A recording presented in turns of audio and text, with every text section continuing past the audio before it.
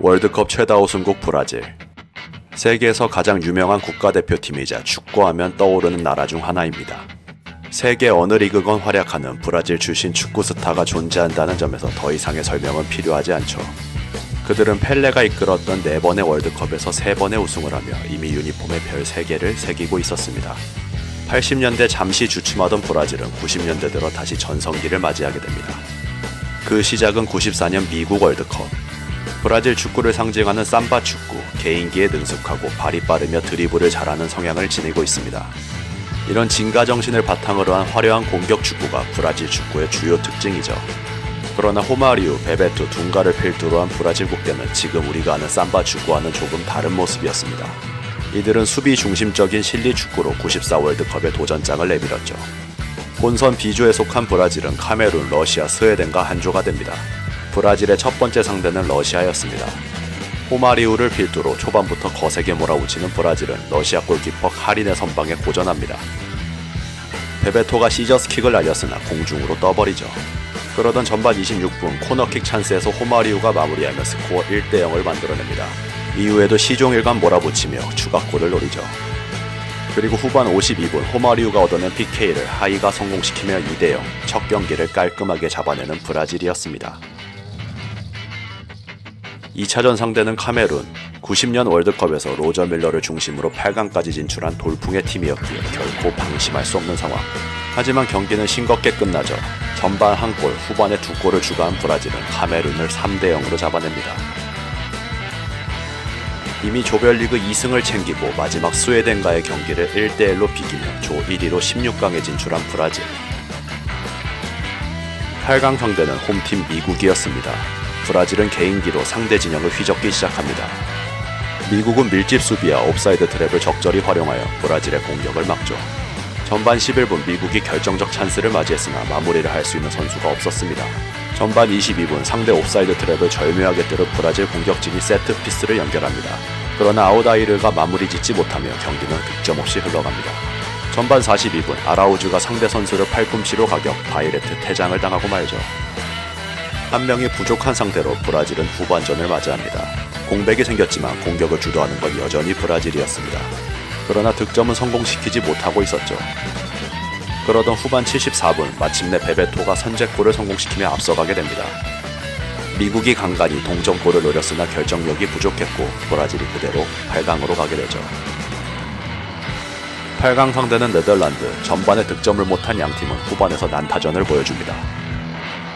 호마리우가 먼저 선제골을 터뜨렸고 베베토가 한 골을 더 터뜨리며 2대0으로 브라질이 앞서갑니다. 그리고 이어지는 아기 어르기 세레모니.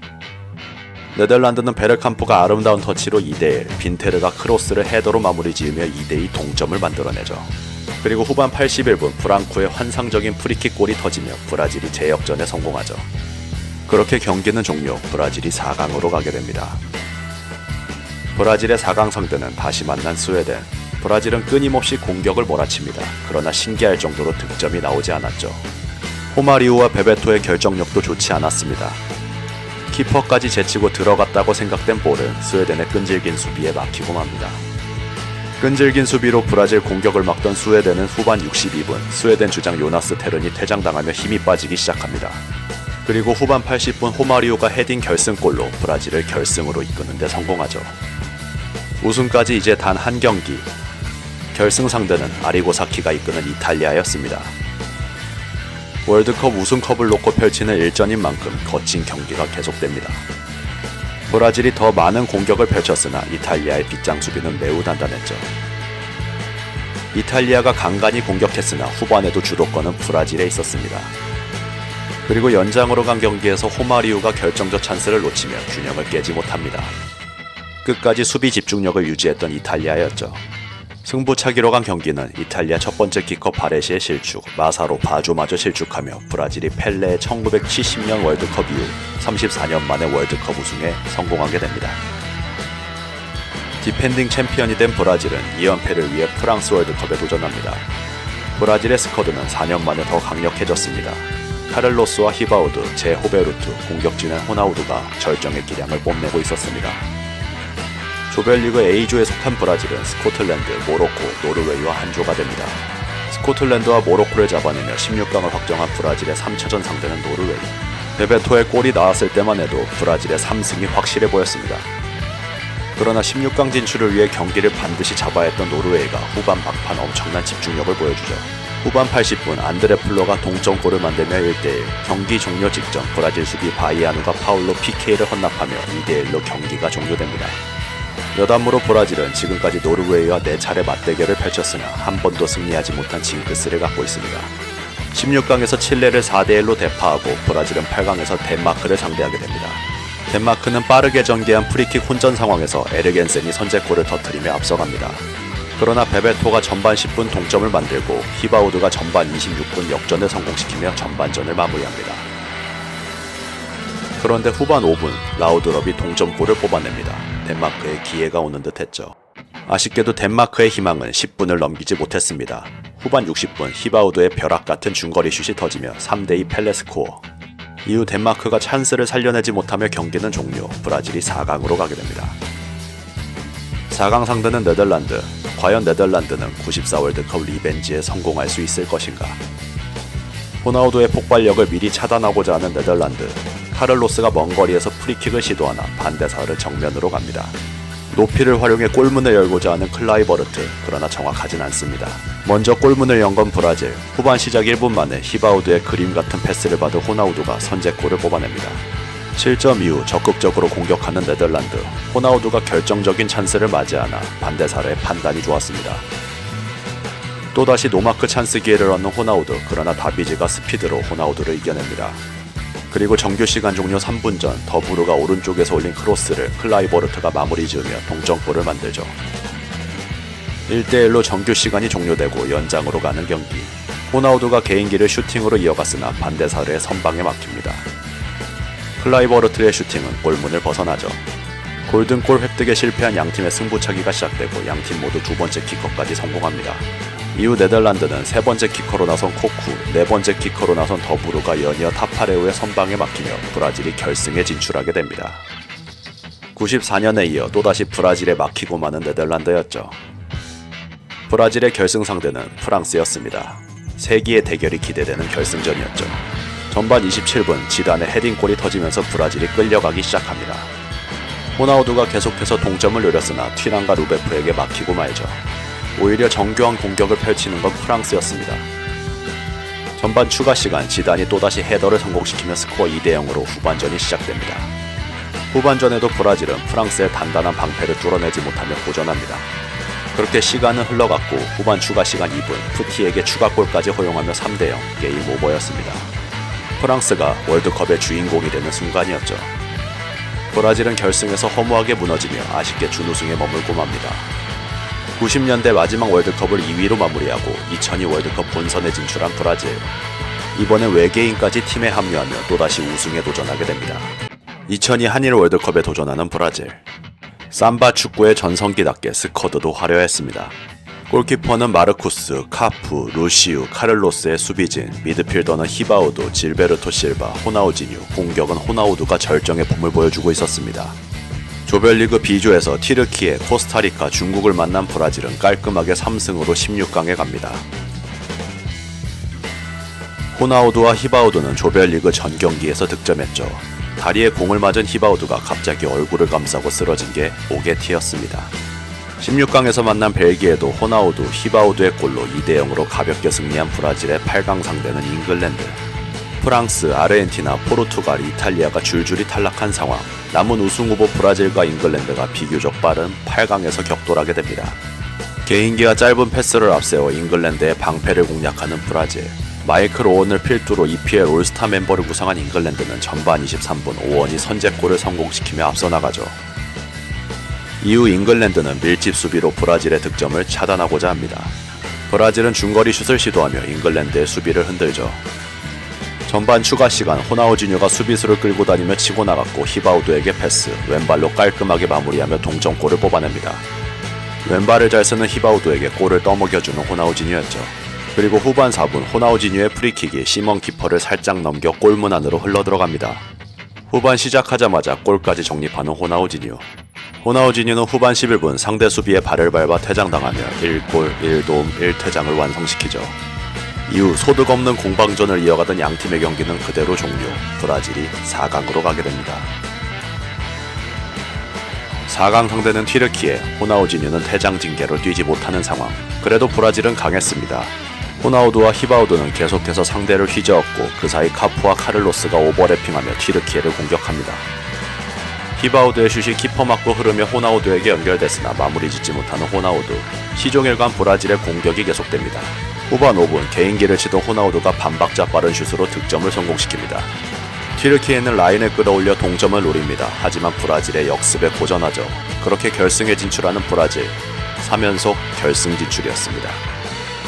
결승은 호나우지뉴도 뛸 수 있는 상황, 그리고 결승전 상대는 독일이었습니다. 브라질의 공격진은 올리버 칸도 뚫을 수 있을 것인가. 전반 18분 호나우지뉴의 절묘한 패스, 호나우두가 마무리 지으려 했으나 골문을 벗어납니다. 또다시 호나우지뉴와 호나우두의 연계, 그러나 호나우두의 터치가 좋지 못했습니다. 호나우두가 클레베르손에게 연결하여 슛을 시도, 크로스바 맞고 나옵니다. 호나우두의 결정적인 찬스, 올리버 칸의 선방에 막히고 맙니다. 전반전은 호나우두와 칸이 보여주는 창과 방패의 싸움이었습니다. 후반 3분 노이빌레의 강력한 프리킥이 키퍼 선방에 막힙니다. 후반 21분 독일의 볼을 인터셉트한 호나우두가 히바우드에게 연결, 히바우드의 슛이 칸에 막혀 나오자 호나우두가 마무리 짓습니다. 칸의 볼 처리가 아쉬운 실점이었죠. 기세가 오른 브라질은 후반 33분 히바우드가 흘려준 볼을 호나우두가 또다시 마무리, 2대0으로 앞서 나가게 됩니다. 브라질은 추격을 허용하지 않았고 경기는 종료. 브라질이 유니폼의 별을 5개로 늘리는 순간이었습니다. 총 18득점으로 역대 월드컵 최대 득점, 최다 득실차 우승, 7전 전승의 4실점밖에 허용하지 않은 수비력까지 완벽한 우승이었죠. 그리고 2006 독일 월드컵, 브라질의 스쿼드는 더 화려해졌습니다. 호나우두, 아드리아누, 호나우지뉴, 카카의 판타스틱 포와 수비진은 카푸와 카를로스가 여전히 건재했죠. 키퍼는 AC밀란의 디다, 서브 키퍼가 인터밀란의 세자르였습니다. 조별리그 F조에 속한 브라질은 크로아티아, 호주, 일본을 연파하며 3승으로 16강에 진출합니다. 2002 월드컵부터 한 번도 지지 않은 연승이었죠. 가나를 3대0으로 완파하며 8강에 진출한 브라질의 상대는 프랑스였습니다. 98년 결승전에 서력할 수 있는 기회였죠. 프랑스는 늙은 수탉이라 평가받을 정도로 경기력이 좋지 않았습니다. 조별리그도 마지막 경기가 돼서야 2위로 올라왔죠. 그러나 프랑스에는 지단이 있었습니다. 경기 초반부터 삼성까지 내려와주며 볼을 운반하는 지단. 활동량 좋은 리베리는 브라질의 측면을 붕괴시킵니다. 폼이 바닥난 호나우두는 갈라스와 티랑을 뚫어내지 못했습니다. 그리고 앙리에게 결승골을 얻어맞으며 8강에서 탈락하는 브라질. 이때부터 브라질의 징크스가 시작됩니다. 토너먼트만 들어가면 유럽팀들에게 매번 패하는 악마의 징크스였죠. 2010 월드컵에서도 마찬가지였습니다. 8강에서 네덜란드에 2대1로 역전패하면서 탈락. 2014년 자국에서 올린 월드컵, 우승을 기대하고 4강에 진출한 브라질이었습니다. 그런데 이 경기에서는 전반에만 5골을 허용하는 브라질. 믿기지 않는 광경에 보고 있던 관중들의 멘탈도 나가기 시작합니다. 후반에 2골을 더 실점하며 7대0, 중계TV 화면의 득점자 리스트가 스크롤로 움직이기 시작합니다.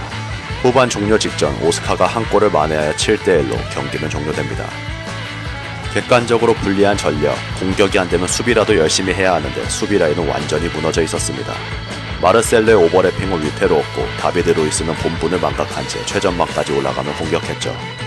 여기에 티아고 실바 대신 나온 단테는 이번 월드컵이 첫 월드컵이었습니다. 라인 관리가 안되는데 구멍이 3개나 되는 상황. 이런 상황에서 스콜라리 감독은 수비 라인을 정비하고 전술적 움직임을 지시했어야 했습니다. 그러나 망연자실한 감독은 그대로 경기를 포기한 모습을 보였죠.